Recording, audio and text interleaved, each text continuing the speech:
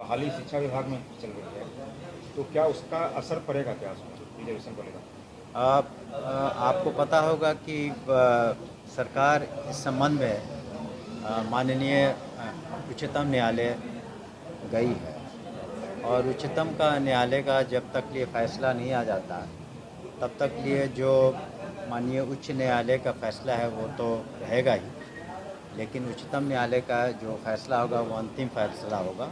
और उसके अनुसार हम लोग तदनुसार कार्रवाई करेंगे। अभी जो बहाली चल रही है प्रोसेस, उस पर कोई असर पड़ेगा? तो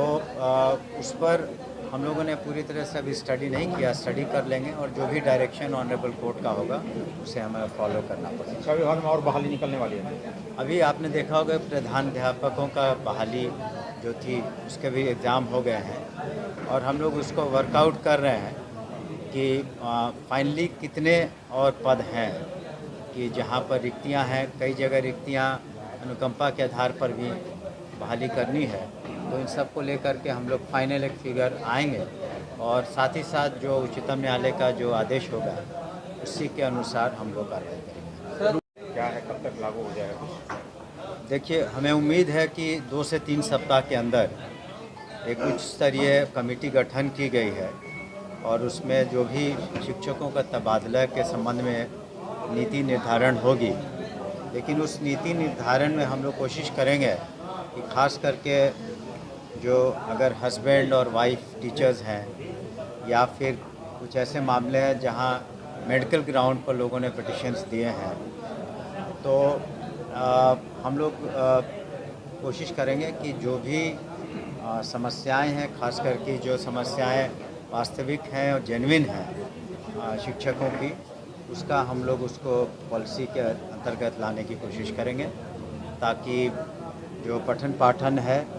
वो अच्छे तरीके से सुचारू रूप से हर स्कूल में, चाहे वो प्राथमिक विद्यालय हों या माध्यमिक विद्यालय हों, वहाँ पर सही तरीके से, अच्छे तरीके से और एक शिक्षकों के मन में एक विलिंगनेस भी हो। क्या इस साल तबादला होगा मतलब? हाँ, इस साल हम लोग पहले शिक्षा नीति निर्धारण कर लेंगे, उसके बाद जहाँ आवश्यकता पड़ी, अब पूरे बिहार को टच करने की आवश्यकता नहीं है, लेकिन जहाँ आवश्यकता हुई और जो मैंने कहा कि जो सहानुभूतिपूर्वक जिन मामलों में विचार करना है उस पर हम लोग ज़रूर विचार करेंगे। देखिए,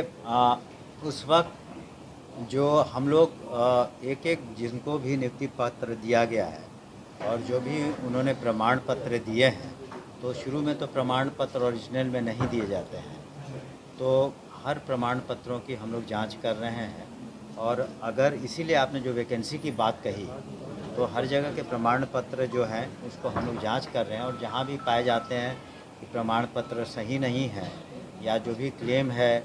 उन्होंने किया वो सही नहीं है, तो निश्चित रूप से उनके विरुद्ध हम उन्हें भी नौकरी से हटाते हैं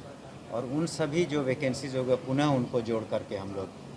इसीलिए मैंने जो फाइनल फिगर है उन सब को जोड़ करके जो फाइनल नियुक्तियाँ होंगी उन सबको वैकेंसीज के रूप में ट्रीट करके हम लोग फिर अभी तक कितना ऐसे लोग? वो आंकड़ा अभी फ़िलहाल कुछ समय लगेगा, क्योंकि 1,87,000 से ऊपर लोग उसमें नियुक्तियाँ हुई थी, तो उसमें थोड़ा वक्त लग रहा है कि एक-एक को हम लोग सही तरीके से छानबीन कर रहे हैं।